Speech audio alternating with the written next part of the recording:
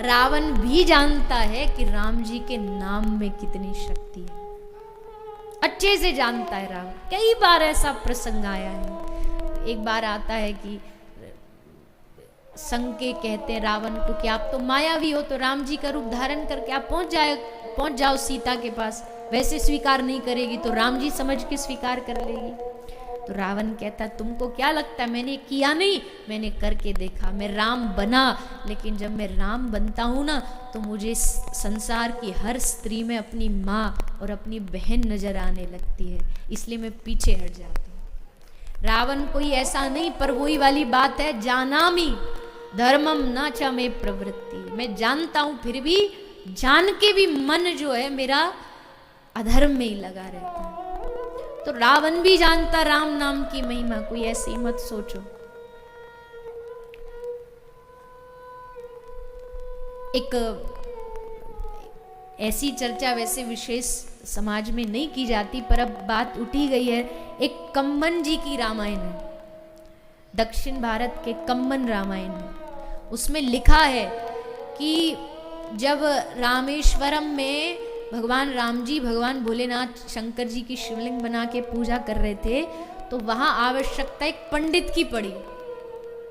तो पंडित किसको बुलाए जाए, कौन ब्राह्मण कर्म कांड जानता? तो कम्मन ऋषि लिखते हैं कि उस समय रावण को न्योता भेजा गया कि रावण महाराज आप पंडिताई करने पधारिए।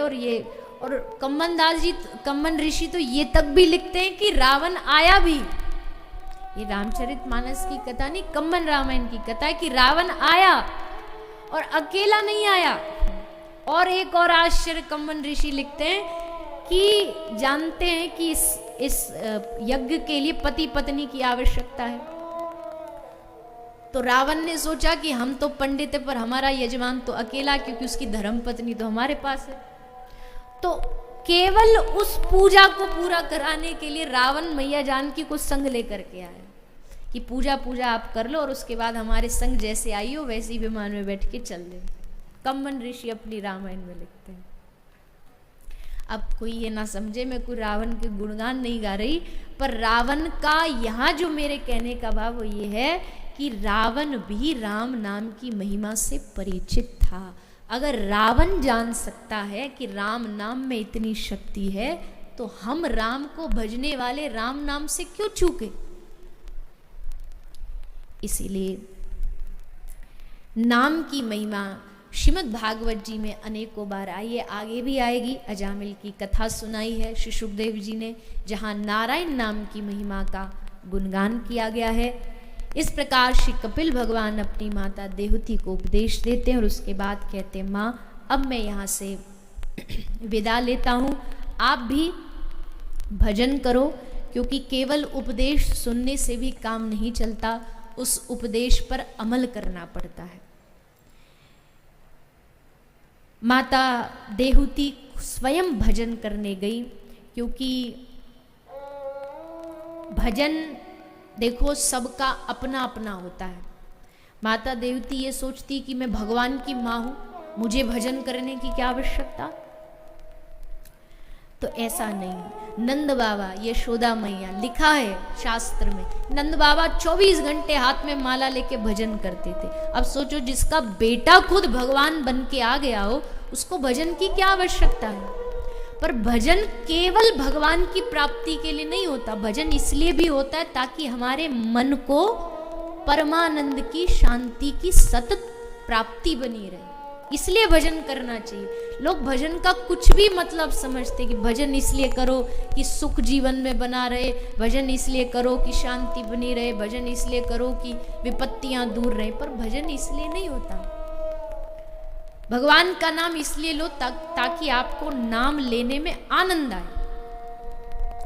ऐसा नहीं कि ड्यूटी है कि गुरुजी ने कहा एक माला किए बगैर कुछ नहीं खाना पीना। अब माला का नियम है, एक माला करने बैठे इतने पत्नी चाय बना ले आई, पत्नी ने सामने चाय रख दिया, सामने चाय रखी है और हाथ में माला लगी है। एक माला पूरी होगी नहीं, चाय पी सकते नहीं, और जब तक एक माला पूरी होगी चाय ठंडी हो जाएगी। और पत्नी को फिर कह दिया चाय गरम करा ला दोबारा से, तो चाय तो गरम करेगी नहीं, खुद ही गरम हो जाएगी। सो आप माला खींचे जा रहे कि तू भाग भाग, वो भागम भाग चालू हो जाती। इससे बढ़िया तो तुम रख दो, पी लो, और उसके बाद फिर तुम्हारा जब मन एकदम शांत हो जाए कि अब एक एक माला, एक एक मन का जो है वो आप एकदम रस से, आनंद से लोगे, तब करो। क्योंकि भगवान का नाम कोई ड्यूटी नहीं होती, कोई कर्म नहीं होता कि कर्म कर। हो सकता है माला करने बैठे एक पे उलझ गए तो उलझ गए, उससे आगे मन ही ना बढ़े, एक ही मन के पर जा। और फल भी यही है, भजन का फल यही है। रोज 16 माला 64 माला करते हो, रोज नियम से करते हो, पर एक दिन ऐसा आए जब उस 16 में से किसी एक पर जाकर के मन अटक जाए, बस आगे बढ़े ना, हाथ बढ़े ना, मन बढ़े ना, वहीं बस अटका रहे ठाकुर जी के चरणों में। तो यही भजन का असली अर्थ होता है। तो माता देवती गई, भजन किया, भगवान को प्राप्त किया। इसके बाद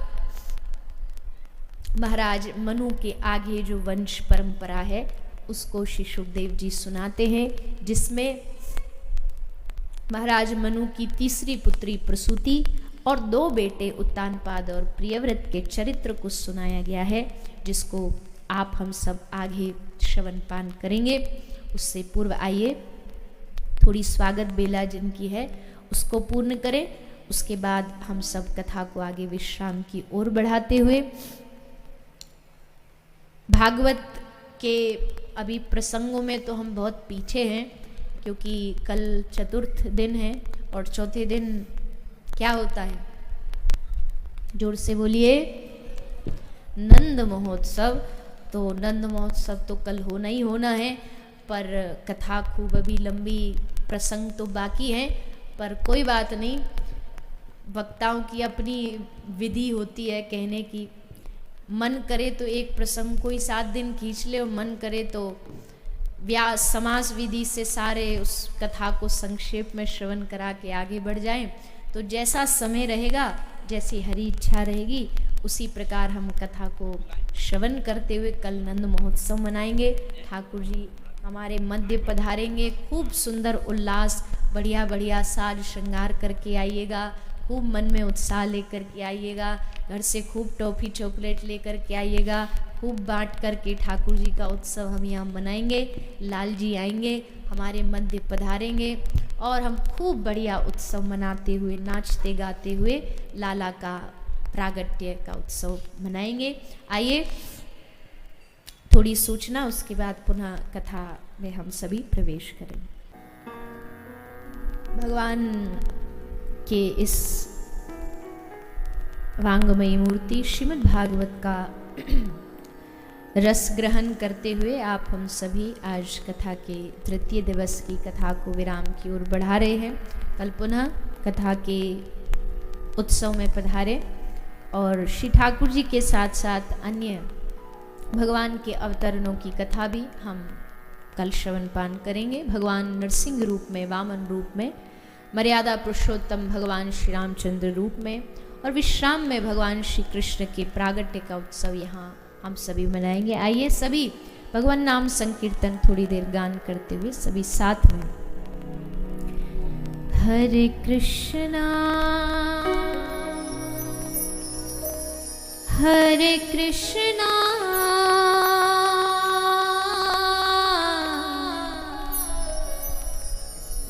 कृष्णा कृष्णा हरे हरे,